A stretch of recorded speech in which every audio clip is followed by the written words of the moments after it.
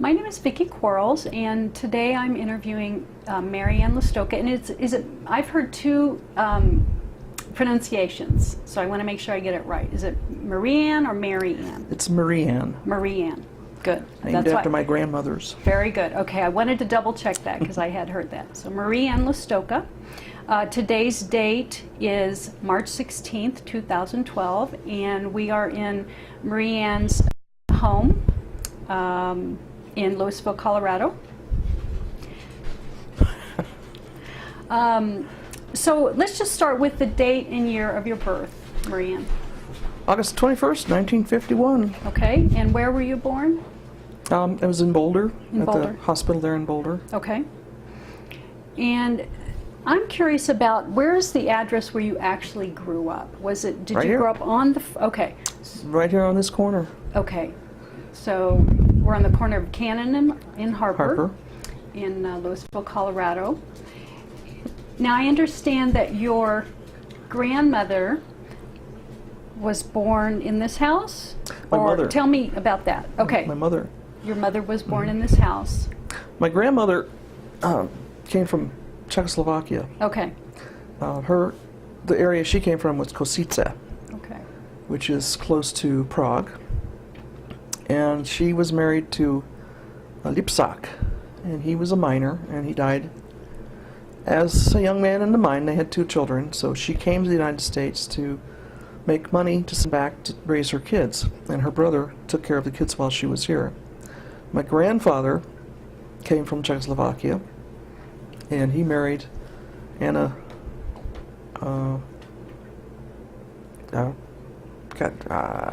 I've got it here. it escapes me right now, Zarni. Yes. And they had 5 children, and she died in childbirth with twins. So he then was going, oh, what am I going to do? And he knew some people back in Pennsylvania who were relatives, and he went back there and he met my grandmother. And they got together and fell in love, and they made an agreement that if she would take care of his 5 children, he would then bring her 2 boys back from the old country. And so they did. And then they came to Louisville and settled here and had 6 more kids. Actually, 7 more kids. So. One of them died shortly after birth. Is that correct? Actually, there were 2. There was a baby. Benedict's. I think his name was Lewis. I found some papers, scraps with names, and there was a baby or a miscarriage. I'm not sure. It didn't say. Okay. And then Benedict died as a baby. Right, 6 months old. I think I read. And my mother was the youngest of all of the last batch. Wow. And they were all boys, but her. All boys. She was the only girl. Wow. Yeah. Did she ever talk about what that was like for her? Oh, many times, yeah. She and I had both kind of this. I was the only girl in our Because you were the family, only too. girl in I was the only right. girl in this neighborhood. Wow. Okay. So, yeah, we had a lot in common Yeah, about I'm that. sure. Well, and that, I wonder if that bonded you even more. Oh, To some degree. I don't know that it bonded us anymore. I mean, our family was You were always very close. From the time I remember, main meal, my uncles came to eat their main meal at the house until they either got married or they passed on. Wow. So, there were sometimes 6 uncles here and 5 of us. So we, in this small kitchen, but we all fit. Amazing. She would cook for all of us, yeah. Wow. Every day. Wow. So, Okay. very close family. And actually, she took care of both of her stepbrothers, her mother's boys that came from Czechoslovakia, until they passed away. And they would, one of them passed before the other, and they would used to take my bedroom and sleep in my bed. I'd be on the couch. So, or the cot, either one, because Right. there was a time when both uncles were here, and one had one bedroom. My brother, youngest brother, and I both slept in the front room on the couch and on a cot. Okay. So, Because at the time you grew up, this was how many bedrooms, your home? 3 bedrooms. 3 bedrooms. Mhm. Okay. Okay. And 1 bathroom, I'm assuming. One bathroom and an outhouse.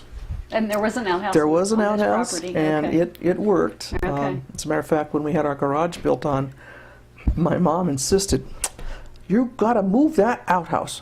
I'm not going to let them tear it down. You've got to move it." So Okay. we had to hire the guy with the backhoe that had a bucket on it, and he lifted it up and he moved it like 35 feet to the left and sat it down on some concrete, and she had her outhouse. And there was one young boy, he must have been, I don't know, 18, 19, young kid. He was working on the concrete crew. And it was really funny. He was sitting there and he kept looking at that. He says, "What is that?" Lunch. I said, "Well, it's an outhouse." He goes, "Outhouse?" I said, "Yeah, you know, latrine, john, bathroom, outhouse." "Oh, does it work?" Does it work? About that time, I just broke up. What do you say after that? I told my brother the story, and he's a jokester, and he says, "Well, you should have told him it worked better if you take your pants down." But young kids didn't know what it was. They don't know. So, but we had to save that outhouse, by gosh. So, the farm across the way basically is across the street.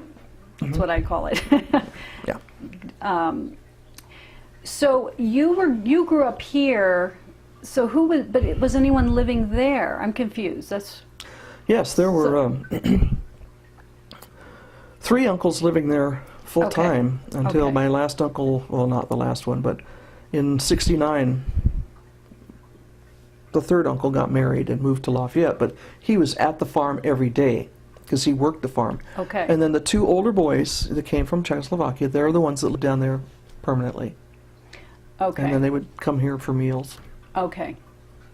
So you would probably, I'm assuming, spend a lot of time. Every day after school, on the weekends, as much time as we could spend down there. And, you know, if we got in trouble and we got grounded, we didn't get grounded, we got buried because we couldn't go to the farm. And that was a terrible, terrible punishment.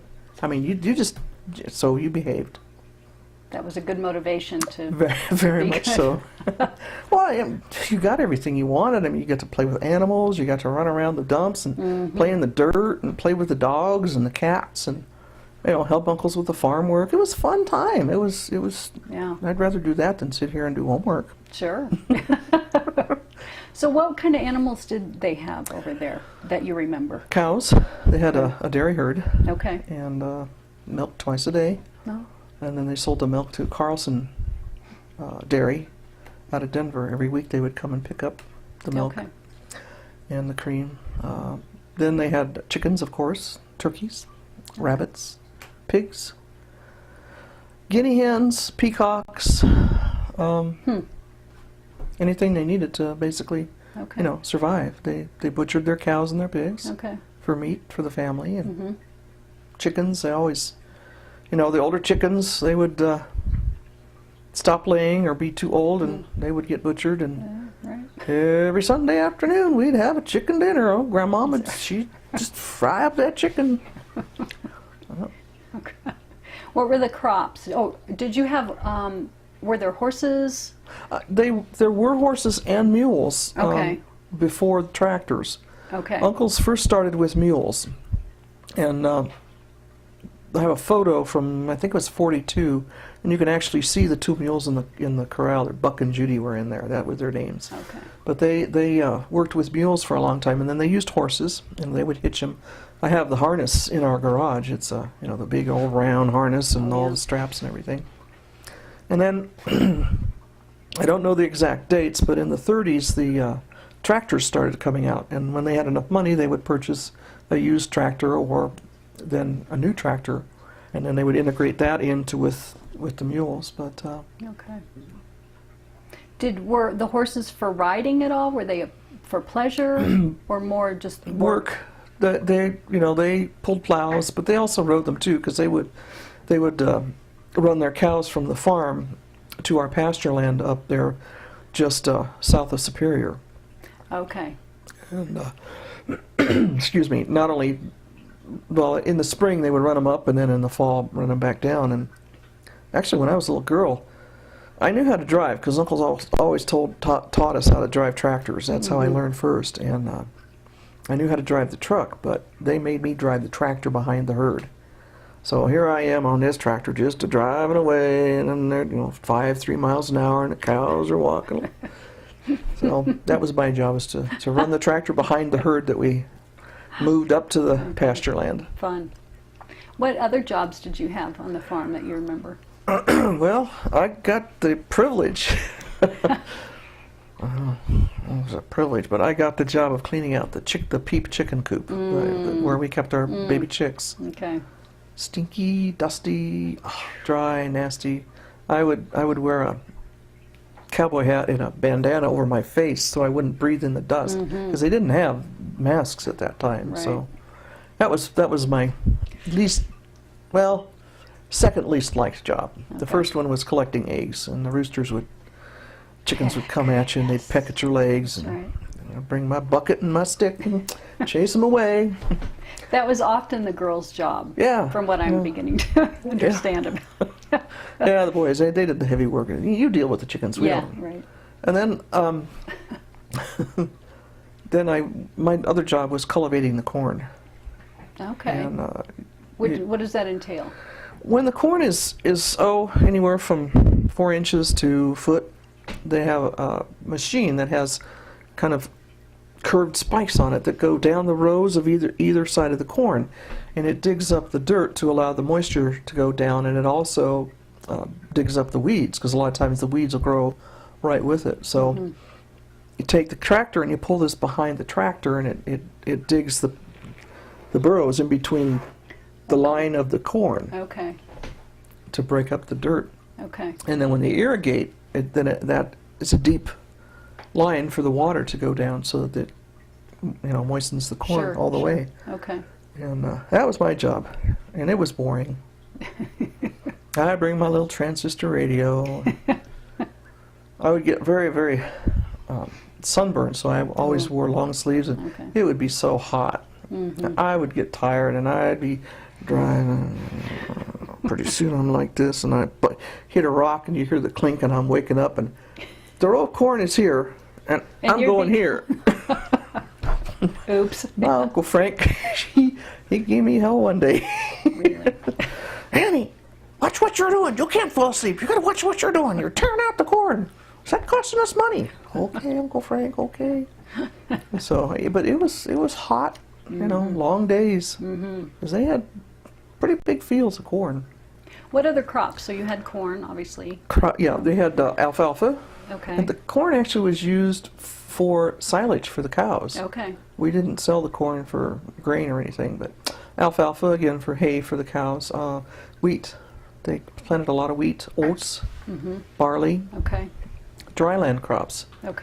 When my uncles and grandparents first started there, they started with sugar beets, because there were a lot of sugar beet farms around the area, and they weren't big plots of land. They were smaller because they didn't have the machinery or the manpower to do 5-6 acres of land. It was like 1 or 2 acres of a plot that they would plant.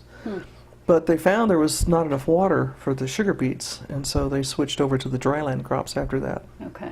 And then they also raised a big vegetable garden. Big vegetable garden, because they had to support, again, their food with that.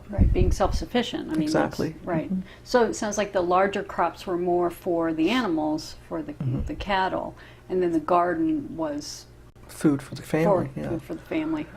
Later, when they started with more wheat and oats and barley and the grain type crops, they would sell them to the elevators around the area. And you would go through, and they thrashed it. They would by hand go, and they would cut the stalks and put them in what we call bundles. And they'd wrap them, and they would stack the bundles.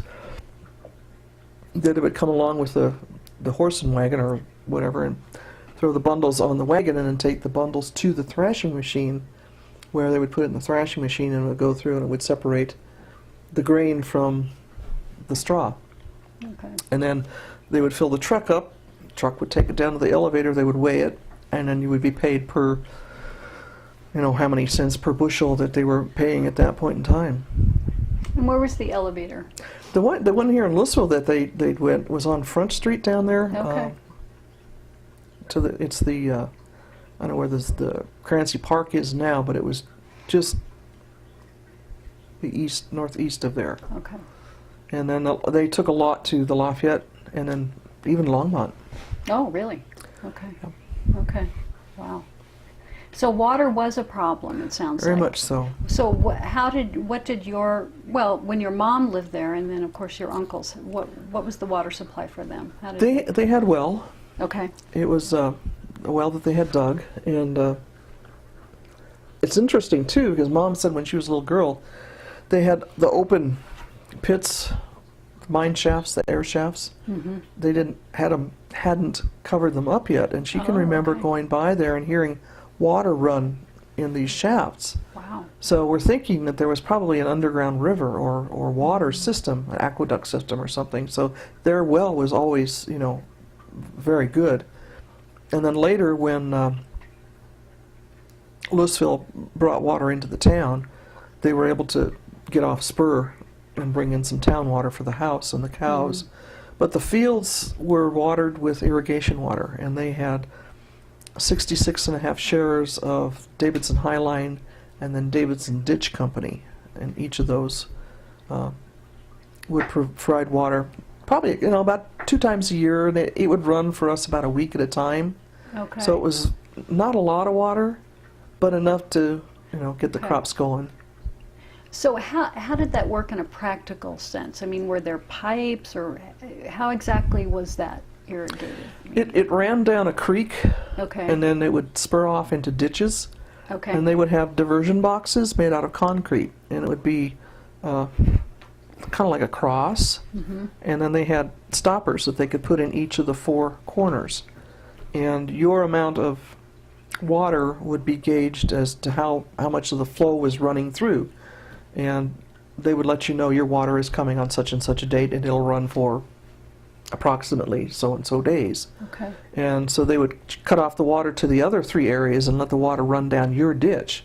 And then from your ditch, you had smaller ditches that you would divert the water, and they would use canvas. Okay. They would have a long 2x4 or stick and wrap the canvas around one end of it. Then they would put it down, and the canvas would then get filled and stop the water, and it would divert off into the little areas that they plowed. Okay. Wow. So it was, and they had to be changed, a couple times a day. Wow. It's complicated. Yeah, it was again a lot of hard work because Yeah. they'd have to walk down in the field and they'd have to move the canvas and set the water. Well, they call it setting the water, and they would have to make sure that it was running properly and that it was going down the rows of the corn or spreading into the wheat field properly and not flooding areas out.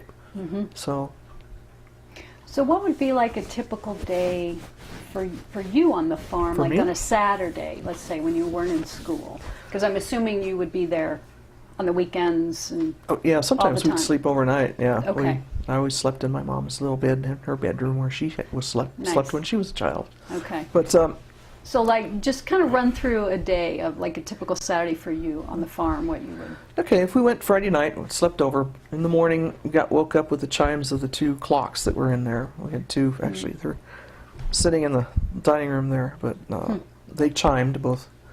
And then you get up, you get dressed, and get washed up. And most of the time, I was late getting up, so I was hurrying to run down the barn to help uncles. And what we would do is we would help put the grain in the chutes where they called them stanchions, where the cows would put their head in, and they could eat the grain while uncles then put the milkers on them. What was your breakfast? I want to go back to Oh, what the good hearty typical breakfast. was. Bacon and eggs, Okay. toast. Yeah. Yeah. We had a coal. It was half coal and half electric stove down there. Okay. And a lot of times in the winter, uncles would stoke up the coal part so it'd still be warm enough. And you just set that pan on there, and that bacon would just sizzle, smell so good. Because it was fresh bacon Well, from from their right pigs. from your pigs, yeah, sure, of course. yeah. And then, of course, Okay. milk, fresh milk. And then you'd go down and you'd put the grain in the stanchion, and we, the older we got, the more we could then do some heavier work, like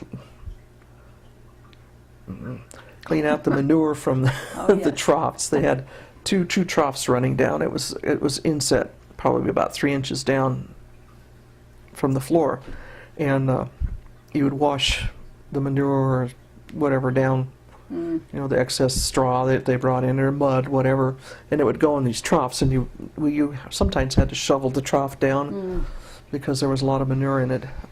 So we would do that after each group of cows came in to be milked, because sometimes there would be, 2 or 3 at a time, groups at a time that came in, depending on how many cows they had. Okay. And then you would help washing up the milkers and the milk cans. And then you'd probably go back up and,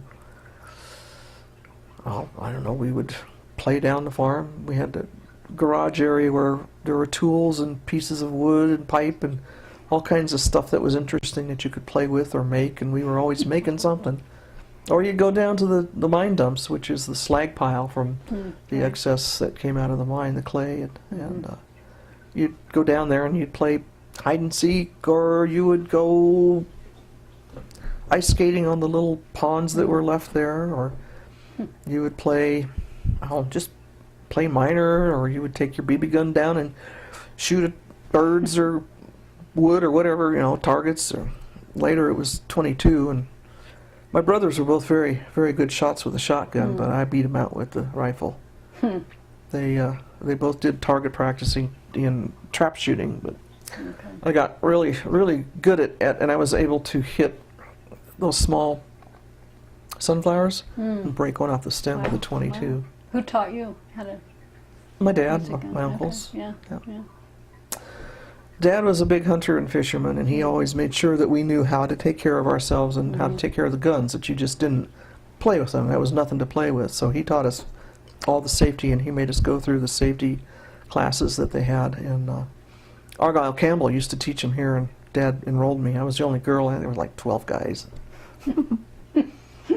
He would come, and of course, I'd be answering questions, because I already knew, because he already taught us, When it came time to do the test, I was the higher grade on the test, and then we had to do our shooting, and we went down after each class and did shooting, and then on Saturdays we would go down there, and I always got the high score on the shooting, so I got the extra super big patch.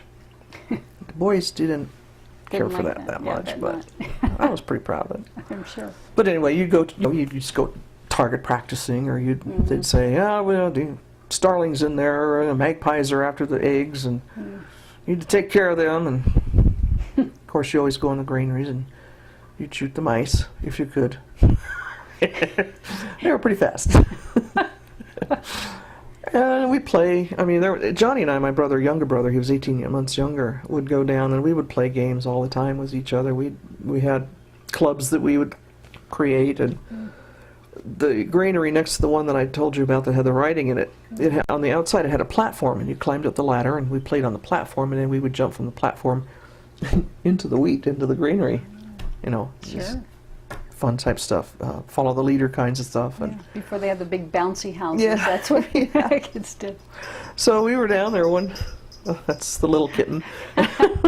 We were down there one day playing, and it was time to come home, so we came home. But we went back the next morning, and there was a huge hole in the ground. It was gigantic, 6 and 7 years old, but an air shaft had collapsed about 3 feet from where we were playing. Oh, wow. And it was like, whew, man, were we lucky. So we went running to Uncle's. Uncle, there's a big hole in the ground. And he went over there, and he goes, oh, yo. That's what they would say if something was bothering him. Oh, yo. So they took scraps and the dirt from the dump and pieces of wood and just scrap metal and filled up the hole and covered it up, tamped it down, and So because these were part of the mines. Yeah, they were air shafts. Yeah, air shafts because it was just right under your property. Right. That was all. Yeah. That was all the mine then. That was the Rex #1. Is that Right. correct? Yes. Okay. And then lunchtime we'd have lunch. Usually it would be sandwiches and again milk. And then you'd go out, help uncles in the field. A lot of times our job was if they were working on some equipment and they needed tools and they didn't have them, they would send us back to the barn to get it, or the machine shed actually.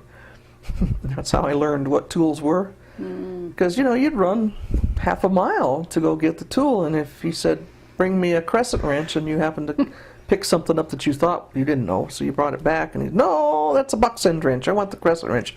You had to run all the way back and get it. Wow. So you learned. So you didn't have to make two trips. So we did a lot of helping with them out in the fields, or then it would be clean the chicken coop, or any little thing that we need to clean the house, whatever needed to be done, we helped with. And then evening meal, we would all come up here and have our evening meal. Over here at this house. Okay. Okay. A lot of times, Uncle, after meal, they would sit down and on the front porch with Mom and Dad, and they would have their daily beer, and they would send us to the fridge to get their beer, and of course, shake it up. Loved the foam, so we'd shake it up, and they would open it, and it would fizz a little bit, you know, and so we'd get to drink the foam off the top of the beer. So we always made sure that we shook it up. Little treat. Yeah, it was cool. My uncles and Mom, they were fine about it. My dad, he'd sit there. He was a teetotaler. He didn't like any alcohol drinking or anything. Huh. But he, you know, he didn't say much. He just gave us dirty looks. Because he knew there was no way he was going to be able to get uncles to stop. Right. So. Okay. Yeah. One thing I noticed when I was over at the property is there's no barn, like you would think. Well, there was. There was a barn There was at one one. time. Okay. The concrete building that is to the east, well, south. It's just part of it's concrete Okay. walls basically now, Okay. and the rest of it's kind of fallen down. Okay, I'm looking from the house straight down. That's where the barn was. Okay.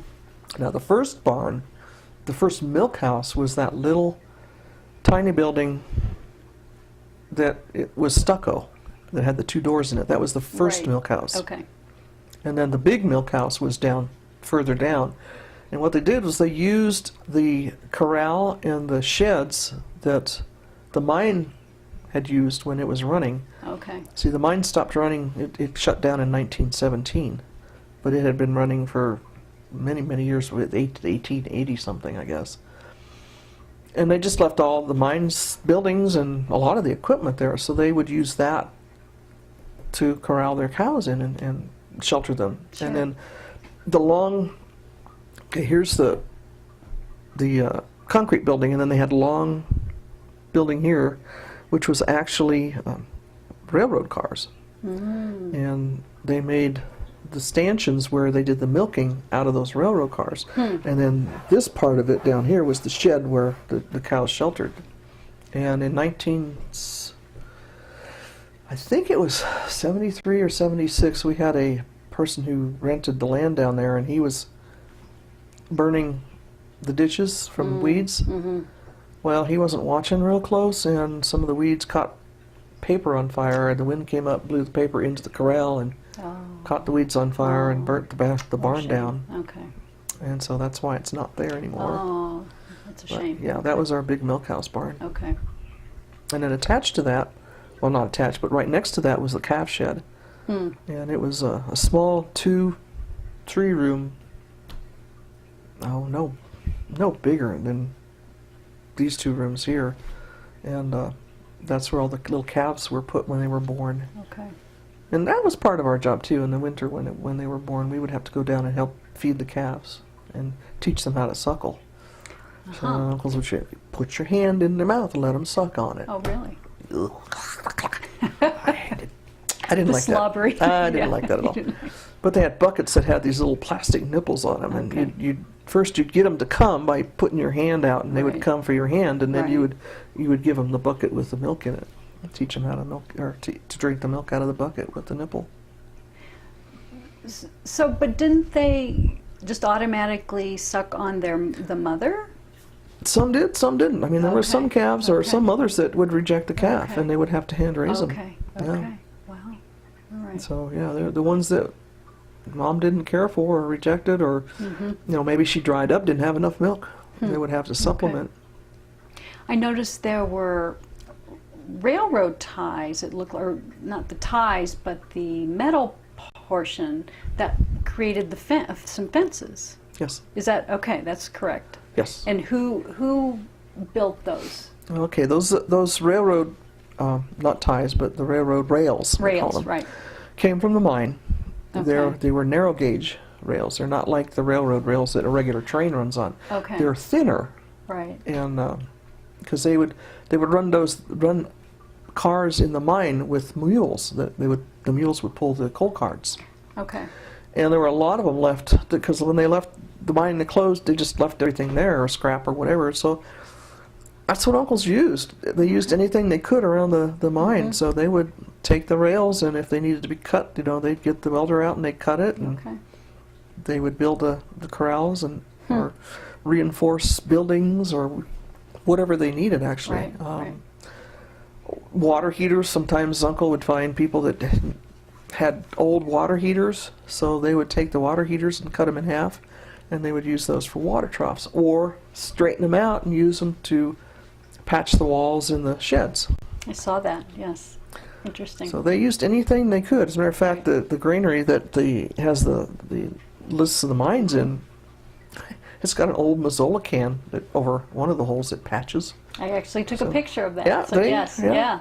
Very interesting. Anything that was there that they could use, they Right, used. It right. was something that they didn't have a lot of money, so they used what they had to. Absolutely, sure. So tell me about these, the writings. I know that's something that you've recently learned about. Yes, actually, it's been about 2 years, I guess. The person that lives down there now, he was looking through some of the sheds down there, and when you're little kids, you don't pay any attention to that stuff. You're playing games. You don't look at the walls to see what's on the walls. But he went down, and for some reason, he turned around and he saw writing above the door in one of the granaries. And when I was down visiting one day, he told me about it. And he said, "What's all that writing?" I said, "Well, I don't know." And so Debbie went down with my niece, and they looked and took pictures. And I looked at the pictures. I said, "Well, these are mine names. These are names of all the mines around the area: the Acme, the Monarch, the Rex Number 2, the Hecla." Wow. It just had a whole list of names of mines, and then it also had lists of the mine date, how many kegs of powder for each of the mines, and then what grade of powder. Like it was graded in from 5 to 1, and it was like a 1F or a 2F or a 5F. Okay. And each grade depicted the size of the granules. The smaller granules had more impact. It would blast more. The larger granules wouldn't blast as much. So wherever they were doing the coal mining, if they just needed a little area, they would use a certain grade of powder. Okay. But if they needed a big area blasted, they would use the powder that had the bigger force. Okay. And so that was listed there. And then on another one of the walls were listed names. There was a C.W. Clearwater from 1901 and a Clyde Lemon. And I was able to look back in the census reports, and both of them are listed. And Mr. Clearwater, whoever he was 30 years old, and Mr. Clyde Lemon was 15. And looking through some of the other documents and books that I've read, there was another Lemon who, back in, I think it was the early 1900s again, either knifed or shot Plinkerton, a man called Plinkerton, in one of the bars down in Louisville. And this was listed in the town trustee notes. So, and the Lemons, they were one of the first 3 blacksmiths in the Louisville area. So, they were tied together. They were brothers or cousins or uncles or kids somehow, but that family group was together, and it was just interesting to learn all of this after seeing that name down there and just doing a little bit of checking. Wow. So, Very interesting. and there were circles on the wall too where we believe that kegs of powder were stored, because all the powder came in kegs back then, little kegs. They weren't very big, and you can see the rings where it was pushed up against So the they wall. would have stacked them, and then the rings would have been against the wall. Right. And we're thinking that there was a railroad line that came by, and we're thinking that the mines would order their powder from DuPont or wherever, and they would, instead of going to each mine and dropping it off, or to have it at the railroad station, we're thinking they just stored it down there because it was close to the railroad line and it was a big enough mine that they would be able to take care of it. And then the other mines would come and they would get whatever they ordered. And so the Rex Number 1 people would store it in this building until the other mine representatives came to get their kegs of powder. Wow. That's what we're thinking. We don't know for sure because there's no Right. documentation, Right. but Sure. we do know it was a storage for powder. That we definitely know. So that shows that that building for sure was on that property. I mean, the turn of the century, 1900. I mean, yeah, right. 1901, 1900. There's dates listed Right. there. Yeah. Wow. Yep. Fascinating. So the house. Tell me about the house and how many rooms and what do you Okay. remember about the house and. Uncles and mom and grandparents bought the house, the farm, in 1923, and at that time they were, farming. It had not been a mine for several years, and the house was it was a small building that had a rock foundation. If you look down there, you'll see the limestone rock sandstone Okay. foundation. So they took that and added onto it. And the original house had a overhang porch, just a cover to the south south of it, and there were 4 bedrooms. So you'd go in the front door, and that would be the kitchen, and out the kitchen was grandparents' bedroom, or where mom slept with her mom, because grandpa had gold fever and left when mom was 12 years old. Yes, I read that. I'll fill you in on that Yeah, a wow. bit later. Wow. But that would be my mom's and my grandmother's Okay. room. And then next to the kitchen was what we called the library or the office. And then off the office was a bedroom where one of my uncles stayed. And then there was a doorway into a third bedroom where 2 uncles stayed. And then another doorway into a 4th bedroom where 2 uncles stayed. And then off of that, those 2 bedrooms was the front room. Then later they built the front porch on and actually used that as a bedroom in the summertime. Okay. And then after that, when the plumbing came in, it was like in 1951, 1950. Blissville got water and plumbing. Okay. That's when they built the porch, the back porch, and the bathroom there. And Okay. before that, they used the outhouse. Okay. So it was a huge, huge kitchen, big kitchen, and large living room, tiny little office. And the basement was all dug out. They used the basement for a root cellar Okay. and a food storage. They had a little pantry down there, and on one side it was the pantry. It was on the north side because it's cooler on the north side than on the southern side. The southern side was where my Uncle Mike had his Citizens Band radio set up. He was a ham radio operator, and he would call all over the United States, all over the world actually. I've got some of his books where it's listed in there that he contacted Japan and England Wow. and Africa. I mean, people that he's contacted with his ham radio. And we heard it too because he lived right next door after he got married, and that big old telephone pole out there, on top of it was an antenna. And back in the 50s and 60s, there weren't any breakers or dampers or anything. So we'd be watching TV, and pretty soon you'd see it all go fuzzy, and you'd hear, CQ, CQ, this is CQ calling CQ, do-do-do-do-do. Uncle Mike. Or you'd be on the telephone, and you'd hear his voice coming over the telephone or the radio. My mom used to get so mad. Motor, get off of there. They called him Motor because he always talked so much. So he motor mouth, so he was Motor.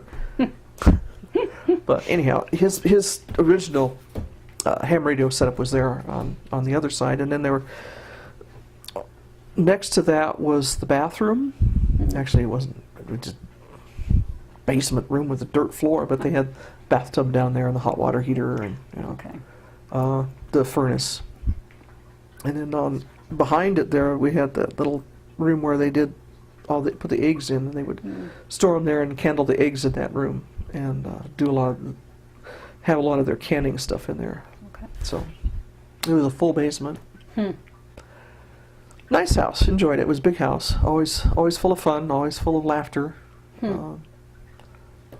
What were the activities that you remember doing? I mean, I'm assuming there wasn't like a lot of TV time, if there was even a TV. Do you remember even having? Well, there was TV. It was black and white. Okay. And usually when we were down there on Friday nights, uncles would watch the Friday night fights. Okay. Great.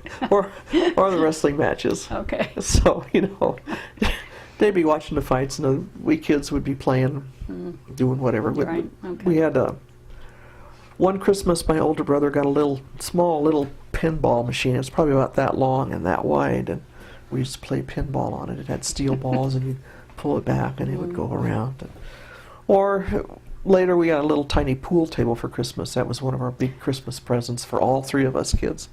So we played pool, or we played hide and seek, or we played follow the leader, or just make up games. You know, just anything you could think of that was fun that didn't get you in too much trouble. So. Did you learn sort of the typical girls' activities in terms of sewing and cooking? I mean, was that something important that you, as the only girl, I mean, were those things taught to you by? They were not only taught to me, but they were taught to my brothers as well. Yes. Very good. That was one thing Mom was really good with. She taught us all, and the boys, a lot of their cooking and stuff, they learned through uncles, because uncles would say, hey, you know, go heat me up soup or whatever, and the uncles would help us too. And then they learned it through scouts. Okay. The sewing, not so much sewing, but they could if they needed to put a button on, or, you know, patch up a hole, or even do what I did before I knew how to sew, and was going to go duck hunting with my dad, and it was early in the morning, and I had a hole in my sock, and I didn't have any clean ones to put on, and so I went and got Band-Aids, and I covered the hole up with Band-Aids, you know, it worked. So I took the socks off, and Mom went to wash them. She said, why are all these Band-Aids on your sock? It's got a hole in it, and I couldn't patch it. But anyhow, yeah, we learned a lot of that, and Mom needed help, so she would ask us kids to help her. Okay. And that was fun too, because she would bake doing a lot of the baking with the Czechoslovakia pastries, you know, the sweet rolls and the poppy seed bread and the kolache and the patsice and all of the different things they would make. And she would, even when she was making pies, she would make a point to give us dough to play with. Johnny and I, my little brother and I, we had the little rolling pins and little round pans we could put our stuff in, and our big thing was to roll out the dough and then put sugar and cinnamon on it, and then roll it up and cut it, put it in our little pan so we'd have little cinnamon rolls. And so she would teach us those things. That's and it was fun. She made it a fun thing for all of us. Nice. So, and then also I learned some things, not a lot because I already knew a lot because of Mom, but through 4-H. Oh, okay. So were all of you involved in 4-H? No, I was the only one in 4-H. 4-H. My brothers were Boy Scouts, Cub Scouts. Okay, okay. So, but that's, we all pitched in, cleaned house, you know. Well, I learned everything you needed, shopping with Mom, because I would go with her and help her. And on the other hand, I would learn from uncles and dad tools, carpentry. You know, I've built things that people look at and go, wow. that's great.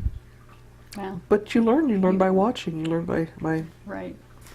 just being a part of what they were doing. Right. I put a woodshed on the side of my cabin in the mountains.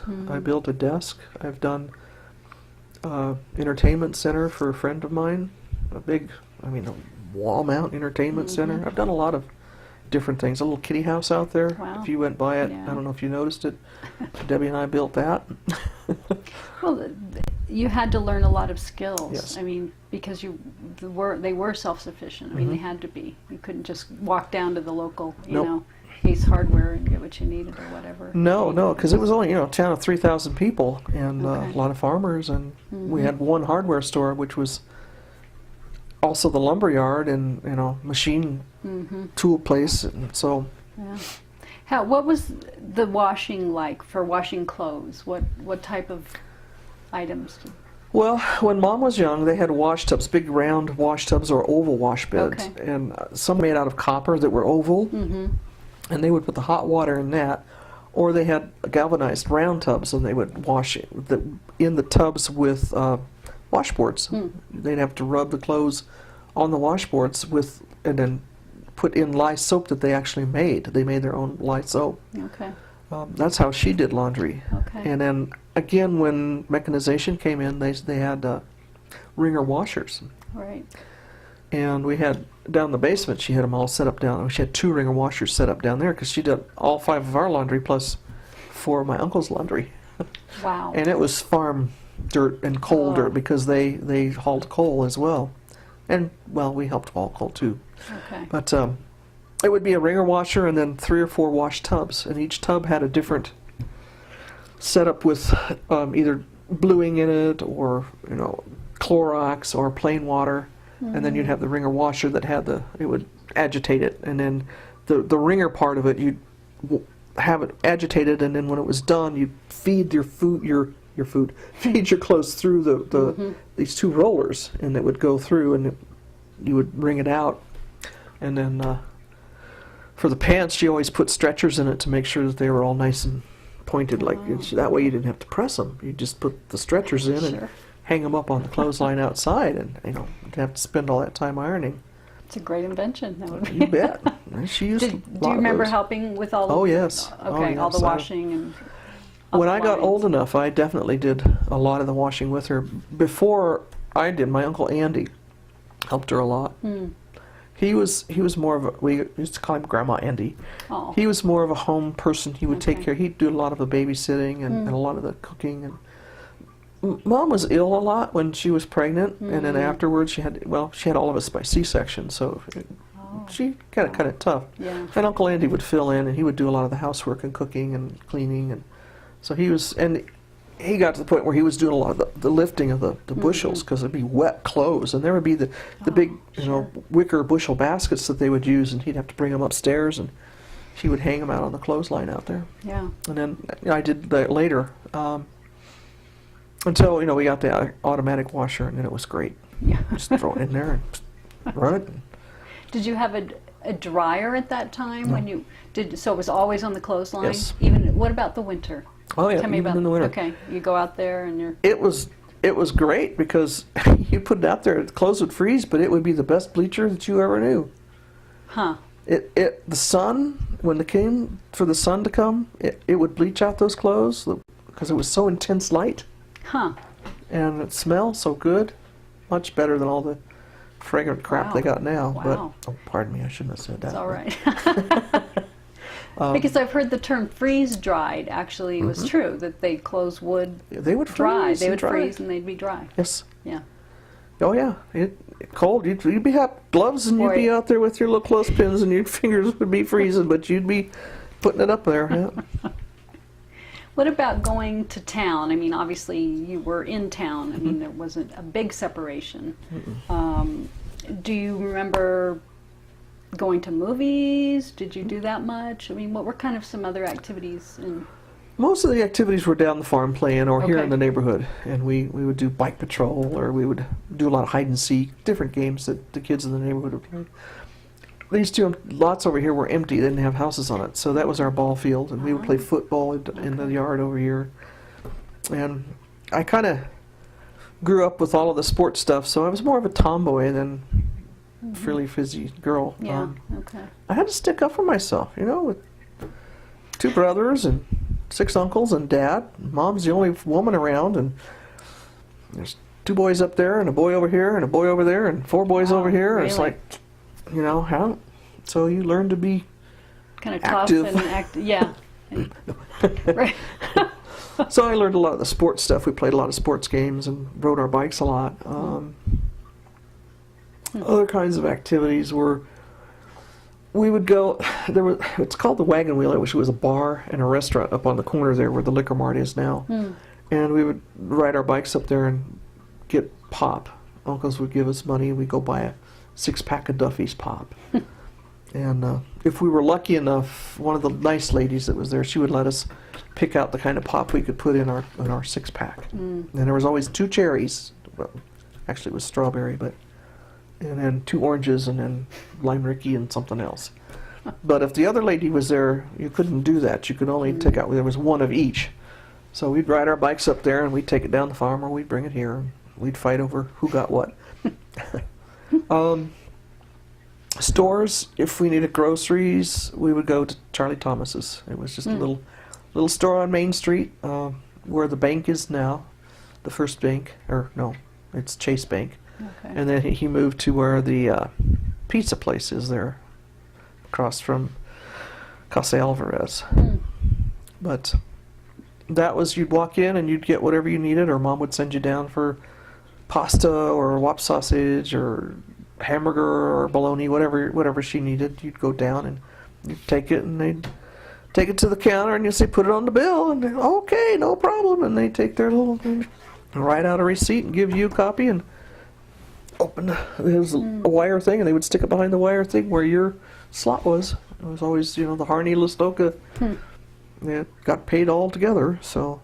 And then shows, they had, of course, the Rex Theater down there. And my Uncle Mike actually was a projectionist down there for many, many years for the theater, for Carmen and Romano. And he would bring back tins from the reels that were empty, and that's what Mom and Grandma used to make bread in.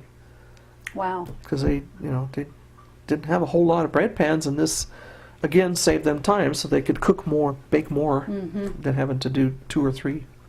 Yeah. I know there's some great bread stories, and I want to get to that. But while I'm thinking about it, in terms of community, was there a Grange, church? What was the community events that you remember? Churches, Legion, they had American Legion, Auxiliary. They had VFW. Churches, very, very prolific in getting the social part of your life going. Okay. They would have bazaars, they would have chicken dinners, they would have parties and different things. And then organizations, Boy Scouts, Girl Scouts, JC's, Lions Club, would have their groups together, 4-H, of course, and then a lot of it was through the church in the beginning. The churches kind of held the people together and made the socialization very strong, very people-oriented. And then later it was more of the clubs, Royal Neighbors, Knights of St. John, the different fraternal clubs that were basically started because of unions and insurance for people in the area. Okay. Which was very interesting. The Redmonds, the Bachelors Club. I mean, these are all old clubs that were back in the 30s, 40s. And then in the 50s, 60s, when I was growing up and in high school, we had things like, you know, the 4-H or Royal Neighbors or the Boy Scouts, Girl Scouts, Cub Scouts. And your little groups would get together, and at the fall festival time you would have a penny pitch or a dart toss or something that you would make money for your club, and then you could use it for, you know, parties or whatever. And the church, Catholic school, they did a lot through the Catholic school. We used to have what they called mission parties, where you would have booths, and again you'd pick a duck with a number, or you'd throw a dart or bust a balloon or whatever, and then the pennies or the money that they collected they would send to the missions. But that was always fun. You always got to have a little prize. You won a little prize and do stuff like that. But, I'm assuming you had a telephone. Was it party line then? What was the phone system like? I don't remember a party line. Okay. But there must have been. I didn't really get involved with the phone until I was, 6, 7. Yeah. There was no need. We didn't Right. didn't need to call anybody. I mean, You run down you the were farm. very you didn't- close. Yeah, I mean, everybody yeah. you knew in your family and Exactly. friends were right. I do know that there were party lines, and I do know that again, they started out with the little ringer, and you talk into. Actually, we had one of those. Somewhere somebody latched onto it, and then of course it went to the old time phone, rotary dial. Right. Now, I do know party lines because when I bought my cabin in the mountains in '78, we had a 5-party line. And I had a cat at that time, and she loved to just play with the cord, and she would knock it off, phone off the hook, and I'd be at work, I'd come home, phone's on the floor. It's like, oh, am I in trouble? I would get calls from the neighbors, and I would get letters from the phone company. Phone's been off the hook. Why is it off the hook? It's like, It's my cat. I'm sorry, it's my cat. So I had to finally bungee cord the receiver to the phone base so she wouldn't knock it off. So I know about party lines. But, Do you remember your mom talking any about the Depression years? yes, And what that was like for them? very much so. As a matter of fact, she was involved with the ration board. Okay. And I'll talk about that. It looks like we're getting time here, but Okay. the Depression for them, they had to do a lot of canning. They would have bigger gardens. They would work the mines in the winter. They would work the fields in the summer. They would do a lot of bartering, sharing. For instance, if uncles had a lot of milk and more cream than we can use, they would trade that with somebody else that had a bunch of pickles that year. Mm. Or they would trade eggs for milk, or they would barter back and forth, trade the items that they needed with other farmers or people that had the commodity in town. Mm-hmm.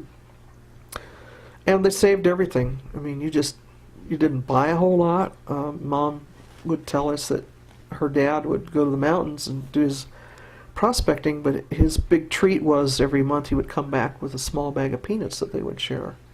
And at Christmas and Easter, they would get one big gift, and it was either a pair of shoes, or for her, it was a necklace or a doll. And then they would get an apple and an orange for Christmas and some rock candy. That's the only time of the year they got it. They didn't get it any other time during the Depression because there was just no money to buy. Mm-hmm. Did she make the family's clothes? Yes. Do you know? Okay. Yes, she did. Her mother did, and she made her. Up until, again, the guys started wearing overalls, and then they would buy them. Okay, sure. She made all my clothes when I was going to school. Okay. Dresses and skirts, blouses, oh yeah. She made all my clothes. Mm-hmm. I mean, it was a time you really used what you had, and you learned Yes. how to reuse. And Mm-hmm. yeah. Right, and like I say, if there was a hole in one of the fences, they patched it with whatever they had down the farm. It was scrap metal or whatever. They just used what they had at the time. Mm-hmm. It was hard.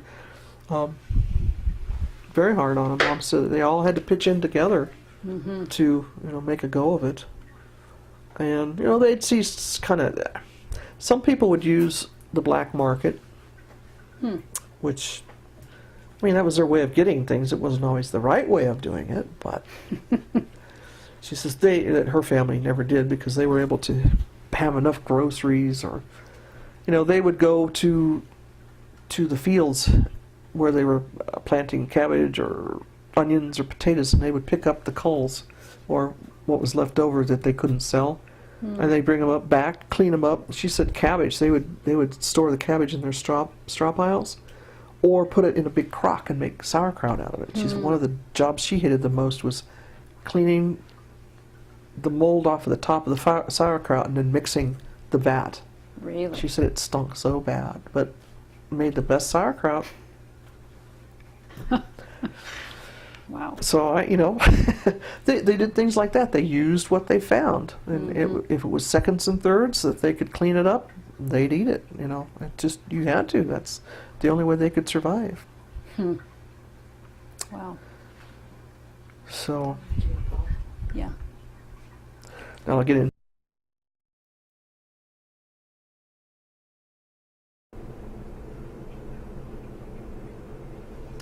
We're back with Mariann, and first of all, I want to make sure I spell your name correctly for the record. Mariann is your first name. All one word. All one word. Okay, very good. So I have some questions about, say, during the Depression or any time. What was the for-profit, and what was the self-use of the farm? There wasn't a lot of for-profit. There was some, but not a lot. The milk, they would sell the milk to the dairies. Again, like I said, Carlton Dairy would come every week and pick up whatever milk they had from the cows. And they would earn, depending on the price for that time, anywhere from $17 to $90, depending on the cream content and how much milk they actually got from the cows. Is that Per per month. month? Okay, 17. Per month. Okay, Yeah. okay. And so that was a for-profit. But again, for-profit went right back into family survival. Right. The rest of the crops, the wheat, the barley, and the grain during the summer, of course, that was all taken to the elevator Right. for sale, for profit. Again, that would be for payment for gasoline for the tractors, or, you know, repairs, things like that. The rest of it was the corn was cut up for silage for the cows' feed. The alfalfa was again for the cows' feed, the hay. And the rest of it was the cows and the pigs and the chickens were all used to feed the family. The uncles did their own butchering. They would, you know, butcher the cows and pigs, and when we were little, we got to, that was a big time. We liked to go down and help them do that because you'd get all the mussy, gussy, gooky stuff. And it was interesting, but for me it was. They would, at least one cow a year and one pig they would butcher, and then they would share that with all the boys together would share. So it would be my Uncle Steve and his family, Uncle Mike, Uncle Frank, you know, and then us, of course, and my other uncles. Okay.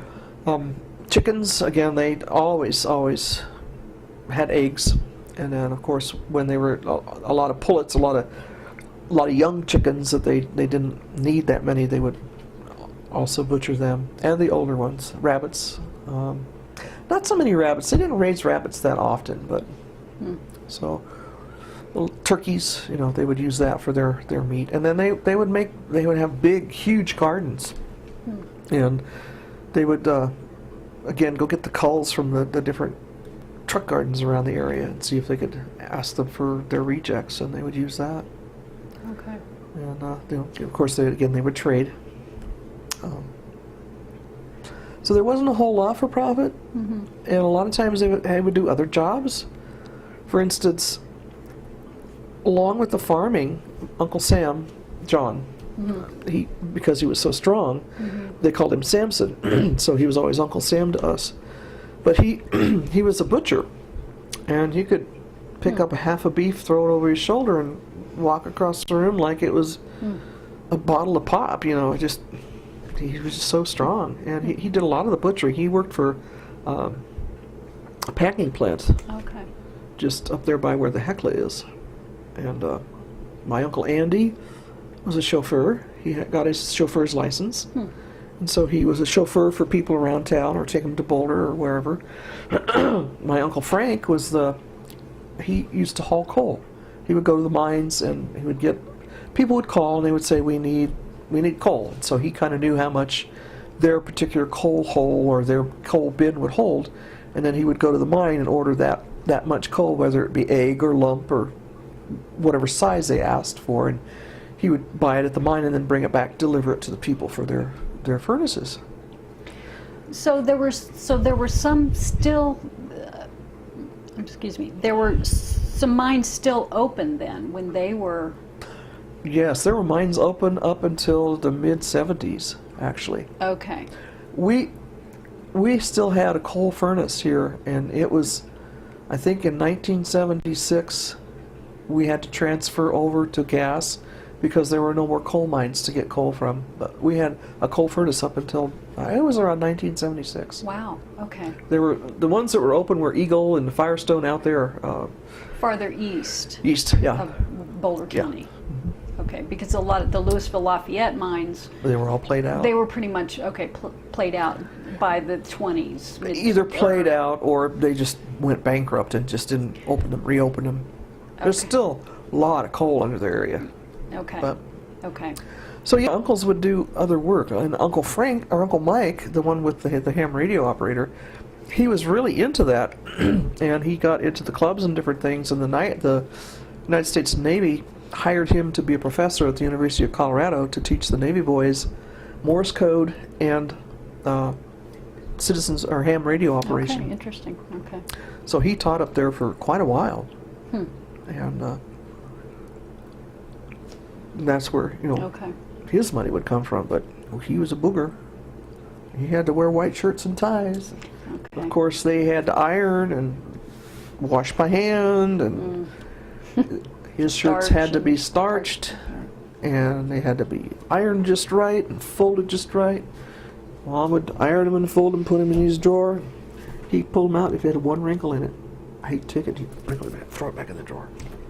She would get so mad at him, so mad at him when he did that. I bet. Because she spent hours ironing his shirts, because he had one every day, you know. I guess one day he came in and he threw it down and close to her or something and made some comment. Really made her angry, and he came in and he was teasing her about it later, and she was cooking, and she had a fork in her hand, and she took that, as he was walking out the kitchen door, she took that fork and she threw it at him, and it stuck in the side of the wall. He just missed him. I guess another time she had a knife in her hand, and he was again walking out the door, and she threw it at him, and again it hit the door jamb, but her mom just walked in about that time, so she never threw anything at him again. Yeah. But Wow. he would make her so angry. He was one that would really ruffle her feathers. Yes, he like. just was so particular. Like I said, one little wrinkle, and he would just roll it up and throw it back in the drawer, throw it at her. I mean, she had 5 other brothers, herself and her mom, and she was ironing stuff for, sheets and, you know, hankies and clothes. So she was really pretty responsible at a young age for all of her brothers. Very I mean, much she so. was having to do a lot of. Very much so. As a matter of fact, she had the opportunity to go to business school and was actually enrolled in it. And her mother had gone downstairs to get some flour, and she was trying to haul this 50-pound sack of flour up the stairs, and she was crawling up on her hands and knees, and Mom saw her do that. And the girl came to pick her up. They were both going to go to school, the college together, and she told her, "No, I can't go. I can't leave my mother. She can't do this herself. I can't leave her. I've got to be here." So she forgave, went really sacrificed without school to stay at the farm there Wow. and help her mom. Wow. Yeah, so very much. Yeah. But yeah, they had other jobs they did that would bring the income in, and then anything they could scrounge or trade or grow or. Sure. During the Depression, it was even harder, you know, for them to do that. And Mom actually was asked to be the first clerk of the ration board here in Louisville, and so she worked at that for several years. Wow. And she was in charge of handing out the coupon books and following all the regulations and rules. And she would talk to me about how things were rationed out, that you had so many coupons for sugar and so many for shoes and so many for rubber and different types of foods, gasoline. And she would tell me stories about some people in town and what they would do and some of the regulations. She told me once that there were 4 or 5 papers that came across her desk from the government, and one of them was about buffalo chips. And how many buffalo chips you could actually keep and sell, and how much they should be. Wow. I asked her, I said, "You're kidding me?" And she goes, "No." I said, "No, it can't be." And she goes, "No, I read it with my own eyes."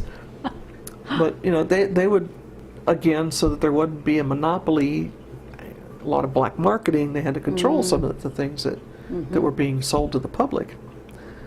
Gasoline, there were a lot of people who were looking for gasoline, and there was one Italian man that would come in. "Hey, Susie, you got some gasoline coupon for me?" Mom says, "No, I'm sorry, I don't have any for you, Mike."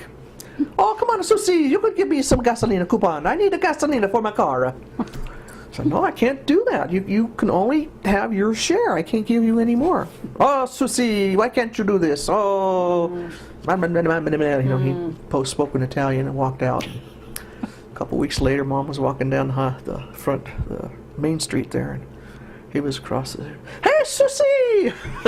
"Yeah, Mike." "Ha ha ha, Susie! I found a gas coupons anyway. Ha ha ha!" She said to me, she says, "Yeah, he found him. He bought him through the black market." But she was pretty strict. She wouldn't let people get away with it. But Well, that was a really responsible job at that time. It was. I mean, that was a big.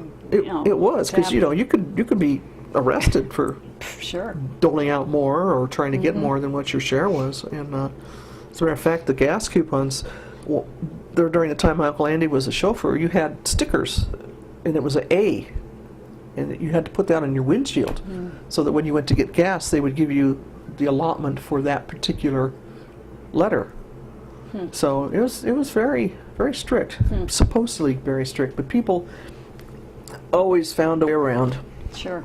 And she, she would tell me stories about how people would find stuff or trade stuff, and the trading in the coupons was okay. Somebody had a lot of honey, so they didn't need a lot of sugar. They had their own bees, so they had honey, so they would trade their sugar coupons for flour coupons or rubber or whatever. And I have several of the actual coupon books with some of the little coupons still in them. Interesting. And when you went to get a coupon book, your name, address, your height, your weight, color of your eyes, Wow. and your occupation, and something else was listed on the front of that book.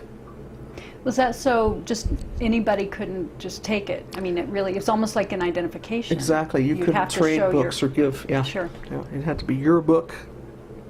Wow. Yeah. Well, and I've read that your family, what I've read is they really helped build Louisville, that there was a lot of involvement in actually Oh, yes. the town and Very much so. Very much so. My grandfather, when he first came here, he got involved, of course, with the mining right away. And different strikes and different movements. There were starting things like the unions. And actually it started because of a clothing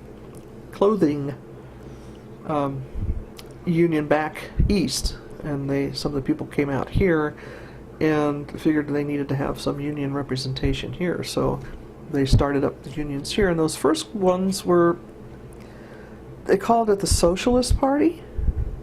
Actually, it wasn't communistic. But we know it as but it was called the Socialist Party. But it was gathering people together to work together for the good of the people, not the government or the companies. And later that became the Workers of the World, the WWW, or what was called the Wobblies. And he was very much involved in both of those. As a matter of fact, he was Secretary Treasurer, and he was involved in the formation of the socialists here in the Louisville area. I mean, I've got booklets and songbooks and members cards and things that he was involved with the first unions, and then very much so with United Mine Workers, because then after the WWW, Workers of the World, it became United Mine Workers of America. And he was very much involved with that whole movement and developing the unions in the Louisville Lafayette area. Wow. He also was a town trustee in the early 1900s when he moved here to Louisville for several years. He definitely was involved in the politics and the mining and the whole union movement. So speaking of Grandpa, Mhm. I hear that he actually left. Grandpa had gold family. fever. Okay. Tell me about He that had and gold when fever. that occurred. In the winter, he would work in the coal mines. He had different jobs. He was a check weighman. He was also licensed for doing the blasting. He had an actual certification to be a blaster.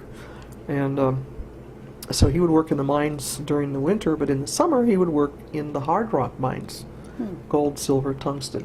Wow. And he would go on the train into Boulder and then up the canyon there on horseback or stage or whatever they had, mules. And he went and mined. He would look for gold, he would look for silver. He started in the Ward, Netherland area, and then he kind of moved to Black Hawk and Cripple Creek, or Central City, and then towards Cripple Creek. He kind of followed where the strikes were hitting, although during the time he mined, the big glory hole and the big strikes were already over. These were the smaller ones that came about. But Cripple Creek, Central City, Black Hawk, Netherland, Ward, several other little locations he mined at. He mined with John Brown of Molly Brown, husband, before he hit the glory hole. He mined with C.C. Welsh, who was one of the original people that came to Louisville and actually put Louisville together. And C.C. Welsh was part of the railroad, and he was exploring the area. And he was the one that hired Louis Novotny to come in and plot for the railroad. Well, in the meantime, they found an outcropping of coal. So C.C. Welsh got interested in coal mining. Novotny plotted for the railroad, and then he also platted the town of Louisville. One of the first areas platted was the New Caledonia area, which is this whole area here in Little Italy. But and Louisville is named after Louis Novotny, not an Italian, as people sometimes think. But anyhow, C.C. Welsh was very much involved with the coal mining, and he and Grandpa did a lot of the hard rock mining too. As a matter of fact, I found a little tin that's a plaster of Paris can. It's about like that, and it's round, and it had silver ore in it. And on a little scrap of pink paper was C.C. Welsh and the date 1916, and the ore, and then Joe Harney on it. So I know that he mined with these people, because I've got assay reports, I've got slips of paper, I've got ores and different things. So, but yeah, he very much was in the summertime would do that. And it just got to the point where he had a couple of good little strikes. He was able to buy a couple of $500 life insurance policies at the time. That was a lot of money to pay, pay it off right then. And then as he got older, uncles got older, they got the farm established, he felt comfortable, and he just one day decided he was going to leave. He left half of his stuff there at the farm and took his food and some clothes and took off for the mountains. Never did come back to the farm. And Mom told me that the only time that she saw him after that was that it was on her graduation from high school. He was at a neighbor's house down the way somewhere in town. And she had come to visit the neighbor, and the neighbor says, "If you want to see your dad, he's down the street at so-and-so's house." And she went down there and met him, and he congratulated her. He gave her a hug, and he says, "Good job," and was very pleasant to her, but that was the last time she ever saw him. Wow. He never did come back to the farm. And, there was resentment. The family resented that because he should have been there to help them through, but he felt that the boys were there, they were settled, so he could do it. And he was a wanderer. He was a person that needed new things and new adventures to do. I mean, that's from the beginning, from the time he was 16, came to the United States and went to Pennsylvania, came to Pueblo, went to here or there, Sure. So he was quite a intelligent person. He was self-taught. He didn't know English. He didn't know how to read it or speak it, but he taught himself. And he got to the point where he was doing all of his own refining, where he had to use chemicals to refine the ores and smelt it down. And a very, very intelligent person. Was there any communication during those years? No. I mean, he literally left and... Left the family. And did he tell them what he was doing? Or was it just he kind didn't of tell one the day family. He might have told the wife, but he never told the family. Okay. And all they knew is that he had gold fever and went to the mountains to go mine. And Wow. they just never saw him after that. He did keep in contact with his first wife's family to a Really? degree. Okay. There was the youngest son. He was a baby, I guess, when the mother died, or a young child. And grandfather's sister and her husband took him in because grandfather couldn't take care of him, and the kids weren't old enough to do it. So he was with his grandpa's sister and her husband, Jasko, Mary and Mike Jasko. And as he got older, they were the ones that raised him, so he, basically they adopted him, and he agreed to the adoption, so he became a Jasko.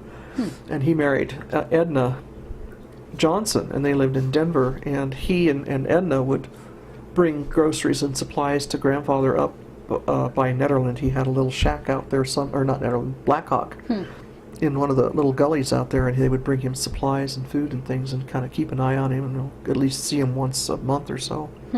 And actually they were the ones that found him. He was very ill, I guess. He couldn't do anything for himself, so they took him back down to Denver, and he had pneumonia. He died in the hospital, but that was the only contact that we know that they had, and that's only because, again, later, Mom and Edna got to be friends, and we found out the first family's history.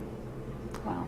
She had documents and things that she gave me and shared with me. So, but yeah, he had gold fever. He was going to go strike it rich like old John Brown. Just didn't Didn't want work. all the adventures of, or Yeah. didn't, he wanted the adventures but not the responsibilities of really family. I think or so. He just Yeah. got to be, Well, I don't know. It was the responsibility of the family because I really truly feel, and Mom, you may disagree with me, but I think he really felt that the family was settled. okay. They had the farm, they had this house that they could rent out, they had crops. There were 6 boys there to take care of the farm. So I think he felt that his family was settled. Taken care of, Yeah. and they And his- didn't need him as much. Right, and his other family was grown and married and had Sure. kids of their own. and Right. That's what I think, but I may be wrong too. I don't know. I wasn't there, didn't see what happened, but anyhow, I do know that Father Benedict, our family's Catholic, and Father Benedict was talking to my grandmother, and she was, telling him how hard it was and how she needed to protect her kids, and she was afraid that his first family was going to come and get involved with the farm and everything, and she just had some concerns, and he talked to her, counseled her a lot, and he finally told her, he says, "Mother, you should file for divorce." I said, "To protect your family and keep what you have, Wow. and not let anybody come in and take it from you, you need to file for divorce." And in the Catholic religion, you just didn't do that. But Father Benedict told her, yes, God will understand. So reluctantly, she filed, She did. and she asked for the farm, and they have what's called the sailor's law clause, where you have to report that you're filing for divorce, and anybody that is a claim against you has a certain amount of time that they can actually do the claim. And they put the notice in the newspaper, and so they did that. And people around town, they knew him. He never did. He didn't come. He didn't go against her. It was kind of like, he understood, so he wasn't going to fight Wow. it. So she was awarded all of the kids and the farm to support the family, which, was good, because that way the other family, which, you always have conflict in families. There are always, and it's not necessarily the family members, it's sometimes the spouses and their families that get involved and Sort of a cause sense of trouble. entitlement, Yes. well, you should be doing this Exactly, and that. yeah. Right.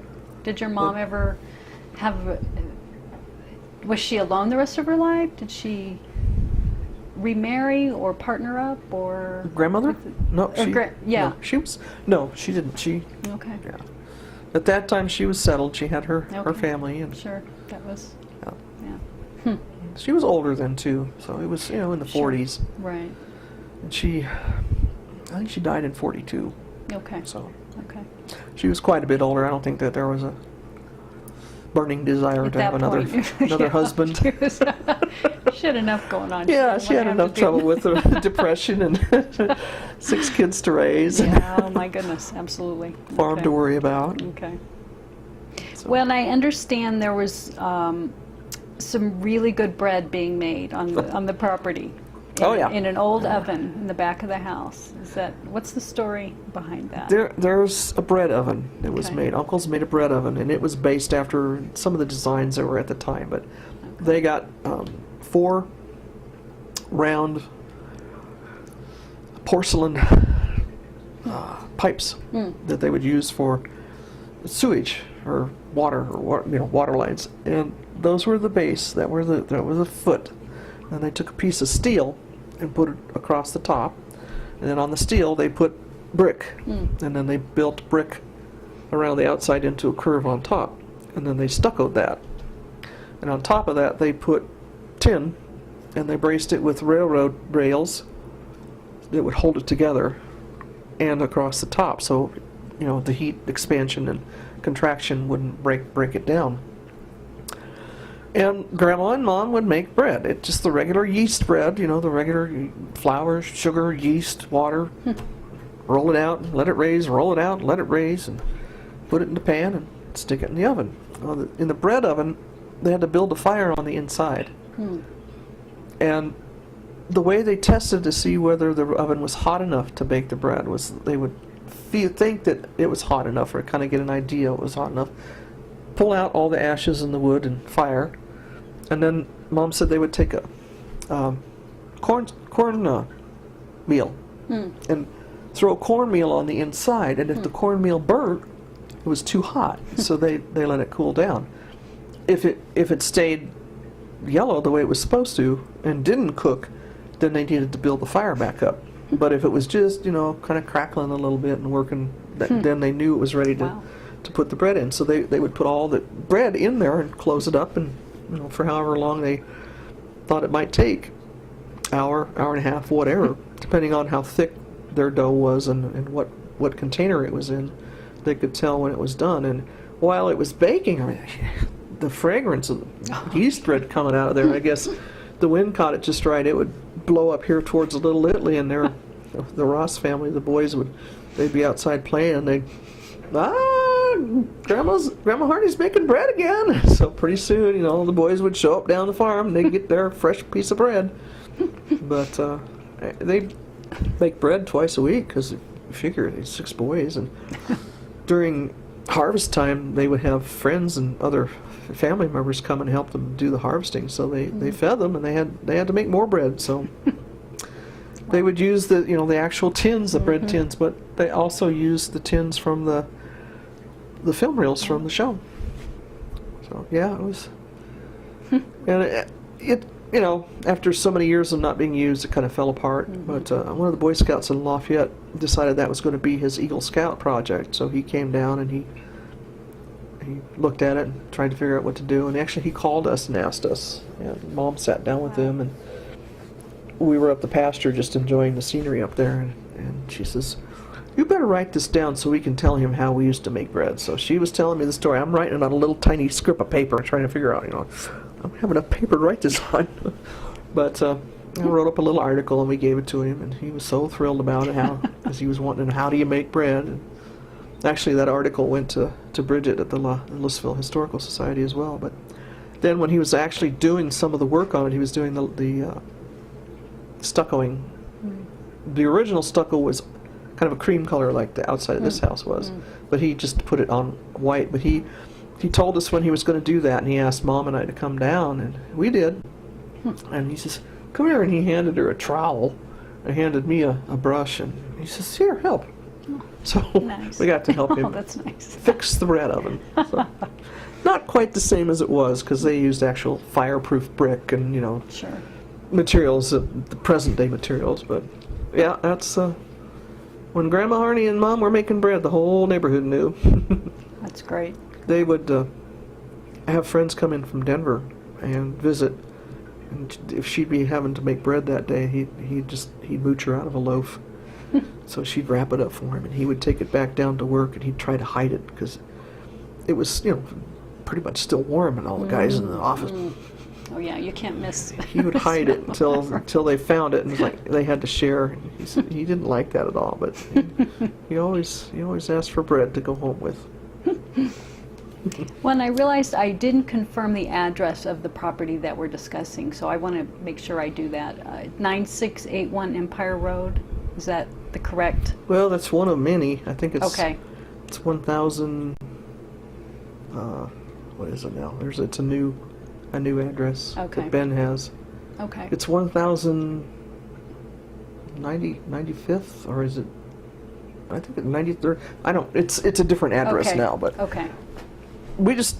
They originally just had a post box, so P.O. it was box. Sure. post box Okay. 54 in Okay. Louisville. Right. Harney Farm down there, across from the Hecla. But So I have a couple of other questions about, I'm just curious, and tell me if you don't really want to answer this, but I'm curious how you feel about, I know it was difficult when all of this occurred, the changeover, and how the county and the cities handled that transaction, and it was not a positive thing for your family, from what I understand. No. What I'm curious about is, how do you feel about it now? Has any of those feelings changed? Is there any difference in how you felt then versus now?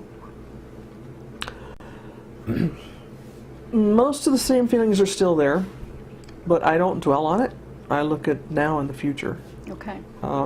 My brother wouldn't tell you that. He he says, "Well, I don't know, Toots, if anybody came to interview me, I might just let them have it." Okay. It was hard, very hard on him. It was hard on all of us. It was particularly hard on Mom because she knew the family, would always say, if you've got property, you've got something. You can survive, and if you need it, it's there. And I think that we all agreed that with Mom and Dad's pension, Dad just had miner's pension and a little bit that he had from Rocky Flats, from Dow Chemical. A lot of times, they couldn't afford things that they needed. There'd be times that I would help them with groceries or bills, and Jimmy, same thing. And we had to get a person to lease the land because we couldn't. The taxes were at a point where we couldn't really afford them, so we had to lease it out, which was not always what we wanted to do. But and then when the whole idea with the sale and everything came up, we had a person or a group of people that wanted to buy it, and found out after the fact, 2 or 3 years, that the Tri-City agreement was involved, and that blocked everything. And people that came for speculation for future, well, we can't speculate because they're not going to let us annex it. They're not going to let us zone it. We're not going to buy it. So we lost several contracts because of that. And even the groups that wanted to buy it, that were willing to, there was one group of people that were willing to give the cities 95% of the land if they could just have the corner. But the agreement blocked it. And, we saw other land across the street where King Soopers is, and, down the way. When it did come time for the cities and the county to buy it, the price they offered was less than half of what people were getting right across the street. Now, I don't know what the difference in the land was, because our cattle roamed there the same as they roamed on our land. But, so we felt that was not a fair estimate or valuation of the land and how we felt it should be paid for. And there was a lot of things involved in it too, because then people got involved, and then they said, oh, you've got to put a vote in on it because it needs to be green belt, and then the green belt became open space, and we have to have a separation between the two cities, and our land and Mayhofer's land was right in the middle of this huge political free-for-all. And it's like, we don't need this. We're just a farm miner family. We're not anybody that's rich or has the money to fight anything. We just want to provide for our family and do what's best for us. And we got caught up in all the political stuff, and it tore my mom apart. It got to a point where, we settled where we probably shouldn't have, but I'd rather see her alive and well and not having a breakdown because of all the junk that was going on around with it, the politics and the city councils and the county commissioners, and then you get the newspaper people involved, and then you get all of the political groups in town involved, and then you get the people that want to come in and do polls, and it was crazy. A lot of stress. It was crazy. Yeah. I was young then, and I had a lot more energy than I have now, and I was able to deal with it better. But whew, I tell you, it took a toll on my mom and dad, particularly my mom. And my brothers were a little bit more outspoken than I was about it. But yeah, there are feelings there that I think a lot of things could have been done differently. And I would have hoped that things would have been done differently in terms of, doing the assessment on the land and the fair market value, being a fair market value. But when you're an individual and you're fighting 3 governmental entities and you have no resources to fight, and you've got a whole political atmosphere and townspeople that are going in 9 different directions, what do you do? What do you do? You pray and you hope for the best, Now, my brother didn't really want to go down the farm for a long, long time after it, because it would bring up a lot of those painful memories of, sure. I'm different. I go down, and I've gotten him to come down now too. So he was pretty excited when he saw the stuff in the shack. But it's a good feeling to see someone in the house again, to see chickens in the chicken coop. It's more like it was. And right, and to me, the positive is that yes, it's still there is someone there, and it is being taken care of now, and hopefully coming back to life, so to speak, and preserving that history. I mean, that's the flip side, I think. Ben even had a team of horses down there plowing some field 2 years ago. We were able to go down and watch him, talk to the guy, and you know, we've been involved with some of the things that Ben has done too in terms of history and trying to help him out with background and telling him what things were used for, and even, I mean, the chicken brooder for the peeps, the little baby chickens. Mom made us bring it home before we sold the land, and I don't know why, but it was hanging in their garage since '97.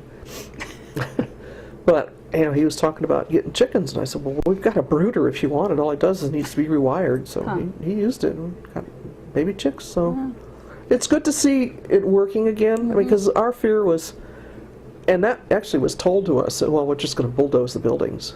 There's no need for these. We'll just bulldoze it, and we'll use it for farming. Okay. And so that's what we thought it was going to happen. Okay. That's why we took as much as we did out of the place. Sure. Because why let it go? Okay. There was some farm equipment that was there that we took. Okay. So at the time, there wasn't the interest in saving the buildings, or they weren't looking at it as that. They had no money for one thing, and then there was no interest. Okay. They wanted to acquire the land to keep a buffer between the two cities. Okay. That was the reason. Wow. So it's good to see it, being farmed. As a matter of fact, Keith Bateman is the guy that still leases it with the county, and he was the last. Actually, he worked with us for several. He's a good guy. Good. He leased it from us for several years. So good. One of the best leasers we had on the farm. Good. At least he didn't burn the barns down. Right. Well, thank you for sharing that. I know that's a very personal. It is. That brings up a lot of emotion. I appreciate your willingness to share, because I know that's got to be hard. So. It's, in the long run, you've got to look at the past, and you realize, and you know what you were feeling and what happened, but you can't dwell on it because it's gone. Okay. Yeah. Remember it. Go on. Right. Okay. So we go on. So one last question I have is, what do you think our modern society can learn from those times and those experiences? Patience. Caring for each other. Lots of things. Camaraderie. Being a good neighbor. Are those things we're missing now? Is that I think so. I think so. I mean, there were times you go to the store and you'd see 4 or 5 people you knew from the neighborhood or people from town. You'd sit and chat and gossip, and now you go to the store, you don't know anybody. You say hi and they look at you like, what are you talking to me for? Right. Why did you say that? And what do you want? It's like, I'm just saying hi. Being friendly. Excuse me. But I think the camaraderie, the coming together of groups of people for a common cause is not there. Everything's too fast now. People don't slow down and take the time to say hi to your neighbor. We just had a new neighbor come into the neighborhood just this week, and I think Debbie and I were the only ones that said hi, welcome. Everybody else like, who's that? Where do they want? Where'd they come from? Wow. It's like, go talk to them. Introduce yourself. Welcome them to the neighborhood. But there's a lot of newcomers who haven't been brought up with the mores and the customs and the lifestyles that a lot of the original people from Louisville have. Sure. And our lifestyle and mores were based on family and caring for each other and helping people and being kind and taking the time out to help and work with people, not just say, oh, I don't have the time now, I can't do it, maybe next week. You took the time out. I'm cooking dinner. Somebody calls. My dog's missing. Can you help me find it? Yeah, I'll turn the stove off and go help you find it. But now it's like, oh, too bad. Call the Humane Society. Good luck with that. It's like, we don't want to be bothered. It's a different way of dealing with people. It's more impersonal. Okay. A lot of the clubs and the groups are more out for profit and recognition. It's like they're building castles, where some of the groups that we had were more for social, getting together, having fun, helping each other. Right. Different values, different mission. Very different much so. About what And I think a lot of it is because you've got people moving in from different parts of the country, and they have different ways of living in different parts of the country, and they don't mesh. But you look at the people that are here, that have been here for all their lives.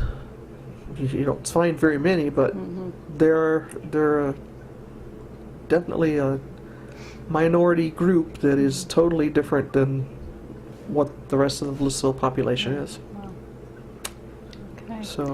So before we finish, is there anything else that you'd like to tell us that I haven't addressed? oh with you? gosh, I could talk on for hours. I don't know. Do we answer all the questions that we had chat before? I think we've covered most things.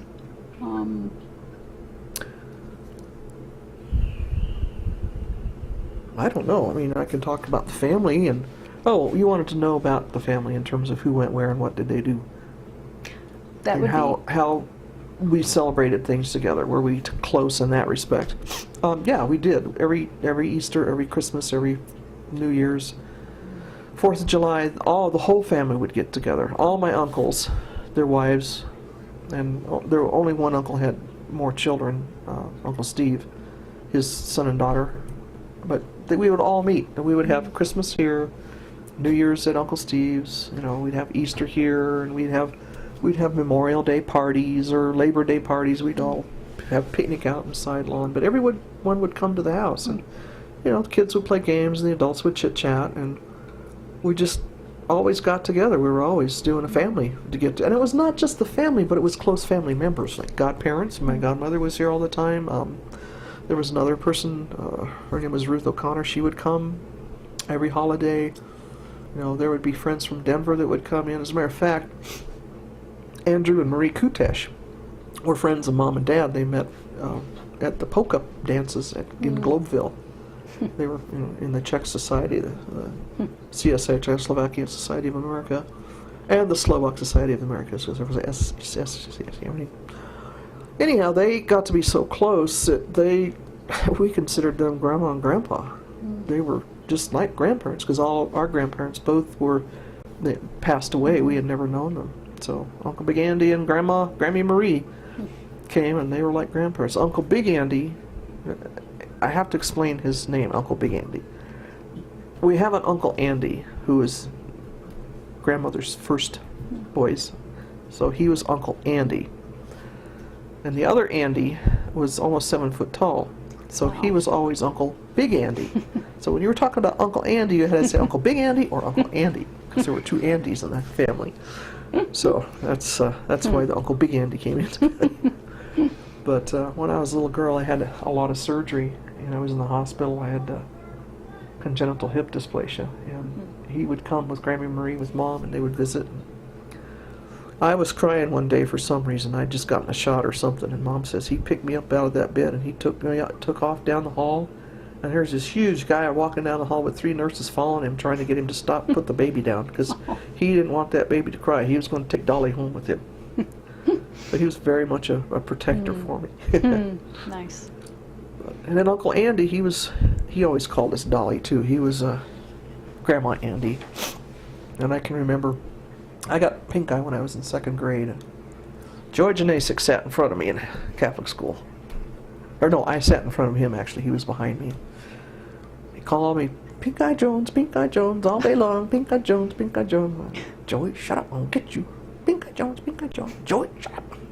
He wouldn't let up. So, well, Catholic school, you had to come out the door, walk down the crack of the sidewalk, and then you could go crack down the sidewalk the other way and go your own separate ways. Well, as we walked out, Joey was in front of me, and he kept calling me Pink Eye Jones, and I had enough, and I have what's called the Lastoka temper.